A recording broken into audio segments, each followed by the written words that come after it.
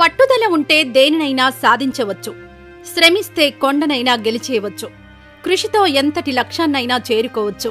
ఏంటి సినిమా డైలాగులు అనుకుంటున్నారా?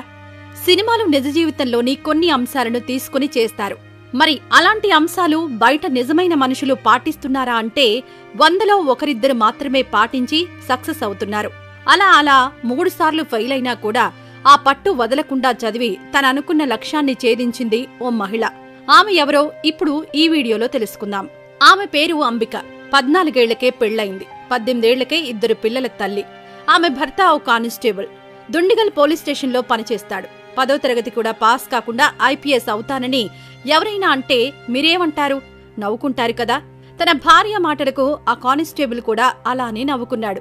కాని ఆమె నవ్వులాటకి అనలేదని తెలిసాక తోడుగా నిలబడ్డాడు. అలా ఓ సాధారణ గృహిణి అంబిక ఐపీఎస్ గా ముంబై సింగంగా మారింది. అంబికది దిగువ మధ్యతరగతి కుటుంబం. భర్త తమిళనాడులోని దిండుక్కల్లో పోలీస్ కానిస్టేబుల్. భర్త 2 పిల్లలే లోకమనుకునే సాధారణ ఇల్లాలు ఆమె.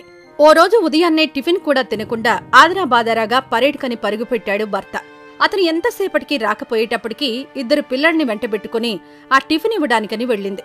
అప్పుడింకా పరేడ్ పూర్తి కాలేదు. దాంతో కాస్త దూరంగా నిలబడి దాన్నే గమనిస్తోంది. ఆ సమయంలో తన భర్త అతని కంటే చిన్నవాడైన అధికారికి సెల్యూట్ చేయడం చూసింది. టిఫిన్ అయితే ఇచ్చింది కానీ భర్త తిరిగి ఇంటికెప్పుడొస్తాడా అని ఆతృతగా ఎదురుచూస్తోందామె. కారణం అతన్ని అడగాల్సిన ప్రశ్నలు చాలా ఉన్నాయి మరి. ఇక అతను వచ్చి రాగానే, ఏవండి మీరంతా వంగి వంగి నమస్కారం చేస్తున్నారే, ఆయనెవరు? ఆయన మీకంటే వయసులో చిన్న కదా, మీరెందుకు సెల్యూట్ చెయ్యాలి? ఇలా ప్రశ్నల పరంపర వదిలిన భార్యకు సమాధానాలిచ్చుకుంటూ వచ్చాడతను. ఆయన డీసీపీ, ఆ పక్కనే ఉన్నది ఐజీ, పెద్ద అధికారులు, మా బాసులు, అందుకే సెల్యూట్ చేశా అన్నాడు.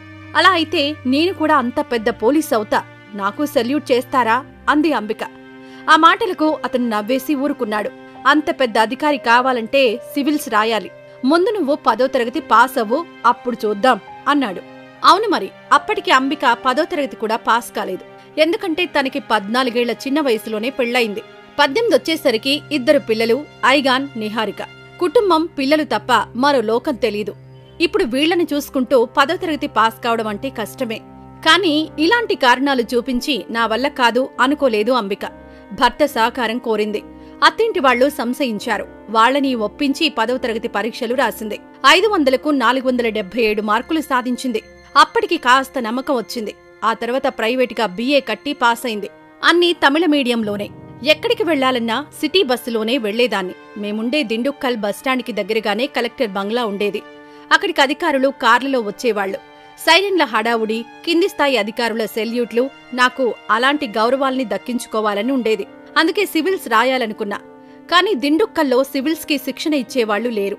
నేను పిల్లలని చూసుకుంటాను, నువ్వు చెన్నైలో ఉండి శిక్షణ తీసుకో అన్నారు మావారు. ఆ సమయంలో దినపత్రికలు, పిల్లల పుస్తకాలు, మ్యాగజైన్లు ఏవీ వదిలేదాన్ని కాదు.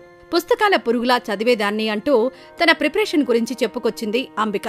కాని ఆమెను వరుస వైఫల్యాలు వెంబడించాయి. మొదటి ప్రిలిమ్స్ లోనే వైఫల్యం. తర్వాతసారి మెయిన్స్ వరకు వెళ్లి వెనుతిరిగింది. 3వసారి అంతే. ఇప్పటికే 3 ఏళ్లయ్యాయి. పిల్లలు నిన్ను కావాలంటున్నారు. ఇక ఇంటికొచ్చాయి. కాకి బట్టలపై నీకిష్టమైన ఆ 2 స్టార్లు నేనే సంపాదిస్తాలే అన్నాడు భర్త. కాని అంబిక మనసు ఒప్పుకోలేదు. ఒకే ఒక్క ఛాన్స్, ఇది నా ఆఖరి ప్రయత్నం. ఈసారి ఓడిపోతే మీరు చెప్పినట్టే ఇంటికొచ్చేస్తా, టీచర్ జాబ్ చేస్తా అంది. ఈసారి అంబిక కష్టం ఫలించింది. ఇంటర్వ్యూలోనూ విజయం సాధించింది. 112వ ర్యాంక్. మొదటి పోస్టింగ్ డీసీపీగా నార్త్ ముంబైలో.